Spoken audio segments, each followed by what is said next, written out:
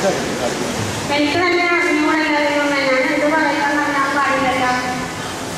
അങ്ങനെ ഇവിടെ വന്ന് കസ്റ്റഡിയിൽ ഇരുന്നു. ഇന്നപ്പോൾ ഒരു 5-6 പേരെ ഇരിക്കുള്ളൂ. അപ്പം ഞാൻ കാണുന്നത് വീട്ടിൽ ഇങ്ങനെ നടന്ന് എല്ലാവരും നെറ്റിക്ക് കുടിച്ചിട്ട് വന്ന് എൻ്റെ അടുത്ത് വന്ന് എൻ്റെ നെറ്റിക്കും കുടിച്ചിട്ട് എൻ്റെ ഹൃദയത്തിലും കുടിച്ചിട്ടൊക്കെ വന്ന് ഇത് മകളുടെ മനസ്സിൽ നിന്ന് കളയരുത്. നീ ഒരുപാട് ദുഃഖവും ദുരിതമൊക്കെ അനുഭവിക്കുന്നവളാണ്. ദുഃഖവും ദുരിതവും കഴിയുമ്പോൾ കയ്യെ നെയ്സറ്റ് വെച്ചിട്ട് ഈശോയെ നിന്റെ വേദനയോടുകൂടെ എൻ്റെ വേദന ഞാൻ ചേർത്ത് വെക്കുന്നെന്ന് പറഞ്ഞു ഈശോയോട് പ്രാർത്ഥിച്ചാൽ മാത്രം മതി. നിനക്കൊരു കുഴപ്പവും ഉണ്ടാകില്ല. നീ ധ്യാനം കൂടുതൽ വീട്ടിൽ ചെല്ലാനാണെന്ന് അറിയാൻ പാടില്ലാതെ നിന്നാണ് ഞാൻ എല്ലാം തിരിച്ചു തരുന്നത്.